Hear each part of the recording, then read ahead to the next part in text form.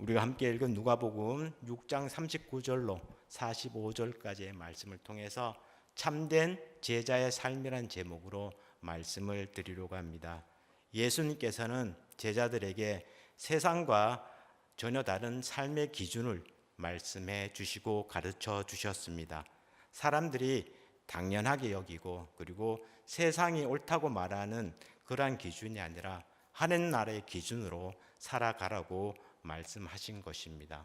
사람들은 보통 자기에게 잘해주는 사람, 그리고 나를 인정해주고 그리고 내게 도움을 주는 사람에게 마음이 갑니다.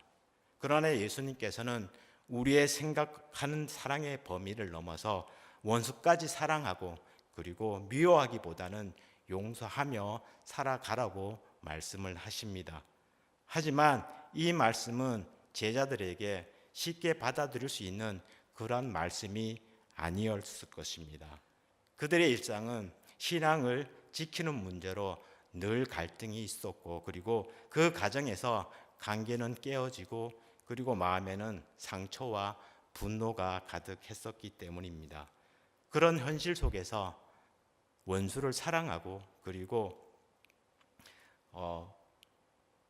미워하기보다 용서하며 살아가라고 하신 말씀은 현실과 거리가 먼 그러한 이야기처럼 들렸을 것입니다.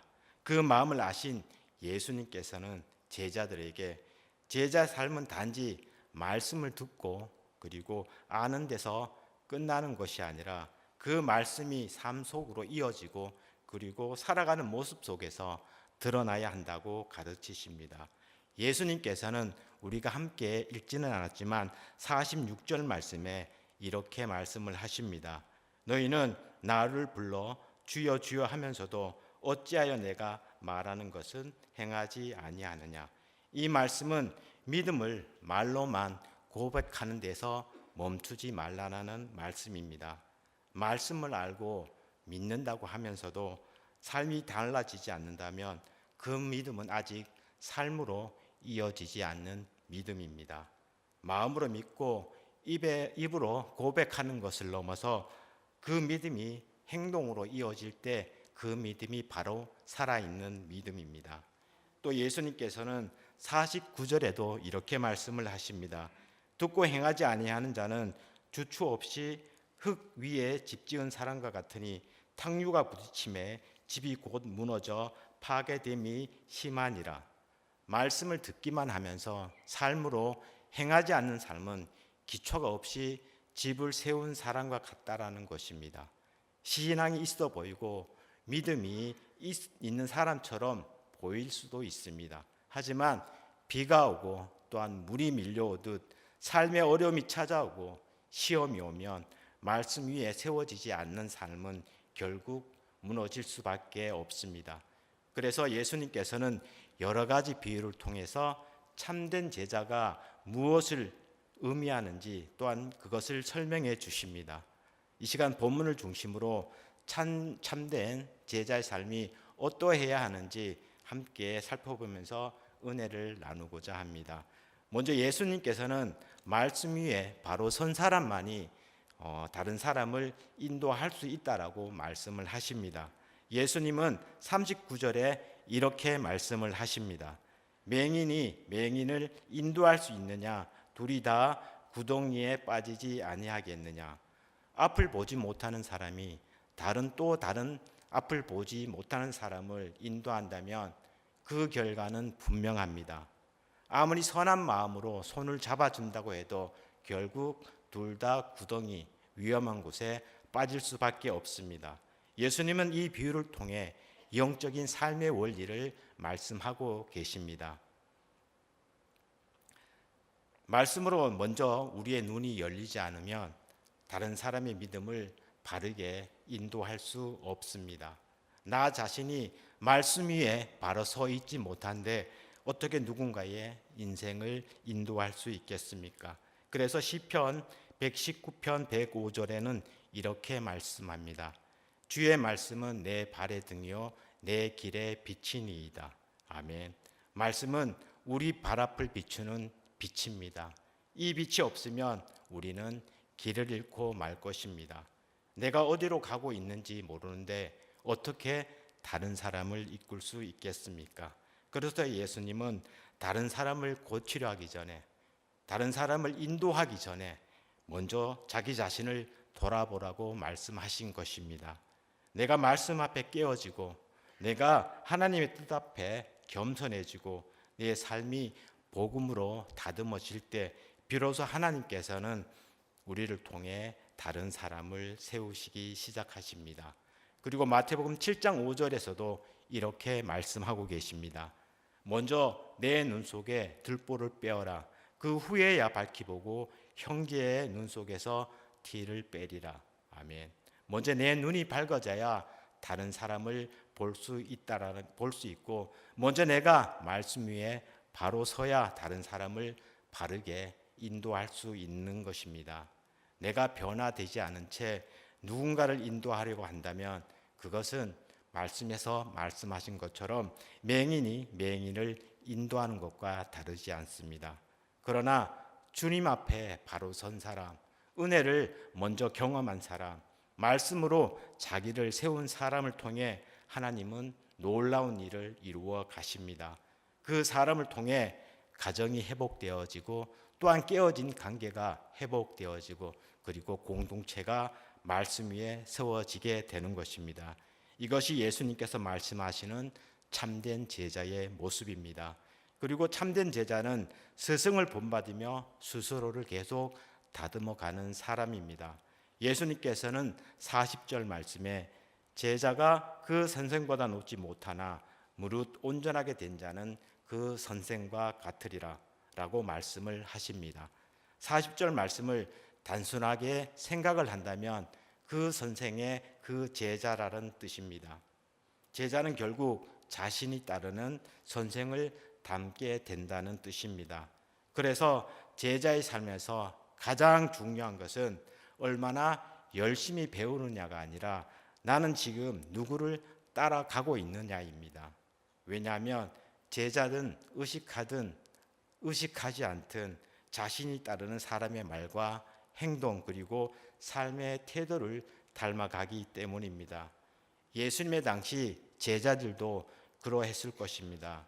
예수님과 함께 지내면서 말씀을 듣는 시간보다 예수님이 어떻게 사람을 대하시는지, 어려움 앞에서 어떤 선택을 하시는지, 그리고 하나님 앞에 어떻게 기도하시는지를 지켜보는 시간이 훨씬 더 많았을 것입니다. 그렇게 함께 먹고 그렇게 함께 걷고 그리고 함께 기도하면서 일상을 나누는 시간 가운데 제자들은 자연스럽게 예수님의 모습과 그리고 예수님의 마음을 닮아가게 되었던 것입니다. 사도 바울도 그런 제자의 길을 걸었던 사람입니다. 바울은 고린도전서 11장 1절에 이렇게 고백을 하고 있습니다. 내가 그리스도를 본받는 자가 된 것 같이 너희는 나를 본받는 자가 되라. 아멘. 이 고백은 자신을 드러내기 위한 말이 아니라 끝까지 그리스도를 바라보면서 따라가고자 했던 한 제자의 삶에서 나온 고백이었습니다. 이처럼 우리의 신앙도 어느 날 갑자기 완성되는 것이 아니라 평생을 살아가며 배우고 또한 순종하고 때로는 넘어지고 그리고 실패하기도 하지만 그때마다 다시 주님을 바라보며 일어서는 과정을 통해 조금씩 그리스도를 닮아가는 과정입니다. 우리는 여전히 부족하고 연약합니다. 실수도 많이 하고 말씀대로 살려고 노력하지만 말씀대로 살지 못할 때가 많이 있습니다. 중요한 것은 넘어지지 않는 것이 아니라 넘어졌을 때 어디를 바라보느냐입니다. 참된 제자는 넘어지지 않는 사람이 아니라 넘어졌을 때 다시 주님을 바라보는 사람입니다. 그런 사람을 하나님께서는 결코 포기하지 않으시고 말씀과 또한 성령으로 붙으셔서 그리스도의 모습으로 빚어 가십니다. 이것이 예수님께서 말씀하시는 참된 제자입니다. 또 참된 제자는 남을 판단하기 전에 먼저 자기 자신을 돌아보는 사람입니다. 예수님은 41절 말씀에 형제의 눈 속에 있는 티는 보고 내 눈 속에 있는 들보는 깨닫지 못하느냐라고 말씀을 하십니다. 이 말씀은 다른 사람의 작은 잘못은 그렇게 쉽게 보면서 정작 내 안에 있는 문제는 보지 못하느냐 하는 질문입니다. 티는 아주 작은 먼지입니다. 눈에 들어가면 불편하기만 하지만 조금만 닦아내면 사라질 수 있는 작은 것입니다. 그러나 들보는 집을 떠받치는 굵은 기둥입니다. 예수님은 이 비유를 통해서 우리 안에 있는 자기의와 그리고 위선을 드러내십니다. 우리가 스스로 옳다고 여겨왔던 그러한 마음을 내려놓고 하나님 앞에 정직하게 서게 하시려는 것입니다. 우리는 남의 작은 실수에는 매우 민감합니다. 말 한마디, 태도 하나에도 마음이 상하고 그것을 기준 삼아서 그 사람을 판단하고 그리고 그 사람을 정죄하기도 합니다. 그러나 정작 내 안에 있는 큰 교만 그리고 죄에 대해서는 둔감할 때가 많이 있습니다. 그래서 예수님은 먼저 내 눈 속에 있는 들보를 보라라고 말씀을 하신 것입니다. 참된 제자는 다른 이의 허물을 들춰내는 사람이 아니라 먼저 자기 마음을 하나님 앞에 비추는 사람입니다. 남을 판단하며 옳다 말하기 전에 내가 주님 말씀 앞에 바로 서 있는지 먼저 돌아보는 사람입니다. 하나님 앞에 진실하게 서본 사람은 다른 사람을 쉽게 정죄하지 않습니다. 왜냐하면 자신의 연약함을 알기 때문입니다. 은혜 없이는 살 수 없음을 알기 때문에 남을 판단하기보다 긍휼의 마음을 가지게 되는 것입니다. 그래서 은혜를 경험한 사람은 자연스럽게 다른 사람에게도 은혜를 대하게 되고 용서를 받은 사람은 그 용서를 붙들고 용서하며 살아가게 되는 것입니다. 이것은 억지로 애써 만드는 그러한 태도가 아닙니다. 하나님 앞에 진실하게 서본 사람만이 가질 수 있는 또한 그에게서 흘러나오는 열매, 삶의 열매인 것입니다. 그래서 참된 제자는 판단한 자리를 떠나 긍휼의 자리에서 사람의 마음을 보는 사람입니다. 정죄의 말 대신 은혜의 말을 하고 자신을 높이기보다 주님의 마음을 닮아가는 길을 걷는 사람이 참된 제자의 모습입니다. 이것이 예수님께서 말씀하시는 참된 제자의 모습이며 마음입니다. 마지막으로 참된 제자는 결국 삶의 열매로 드러나게 되어집니다. 예수님께서는 43절 말씀에 못된 열매 맺는 좋은 나무가 없고 또 좋은 열매 맺는 못된 나무가 없다라고 말씀하고 계십니다. 좋은 나무인지 나쁜 나무인지는 그 열매를 보면 알 수 있습니다. 한 사람의 믿음도 결국 그 삶의 열매로 드러납니다. 신앙은 말이나 지식으로 판단되는 것이 아니라 시간이 지나면서 우리의 삶 속에 맺히는 열매로 증명이 되어집니다. 입술로는 하나님을 믿는다고 고백합니다. 그러나 마음에는 여전히 미움과 분노가 남아있다고 한다면, 또한 용서하지 못한 감정이 가득하다면 그 삶 속에 맺히는 열매는 바로 그 사람의 현재의 믿음의 모습입니다. 열매는 숨길 수 없습니다. 말로는 얼마든지 포장할 수 있지만 삶에 결국 속일 수 없습니다. 그래서 예수님은 45절 말씀에 말씀을 하십니다. 선한 사람은 마음에 쌓은 선에서 선을 내고 악한 자는 그 쌓은 악에서 악을 내나니 이는 마음에 가득한 것을 입으로 말함이니라. 아멘.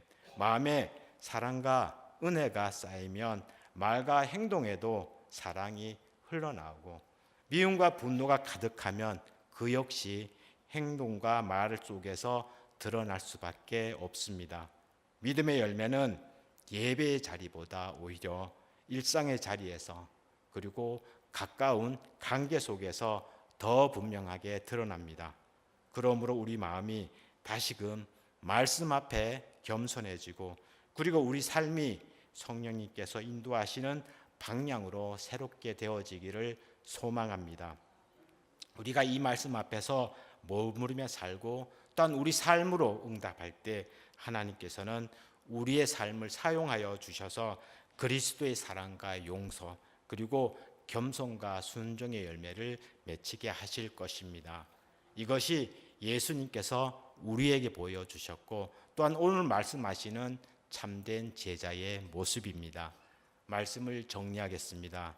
참된 제자는 단순히 예수님을 아는 사람이 아니라 말씀 위에 서서 또한 예수님의 삶을 닮아가고 또한 그분의 뜻을 하루하루 삶 속에서 살아내는 사람입니다.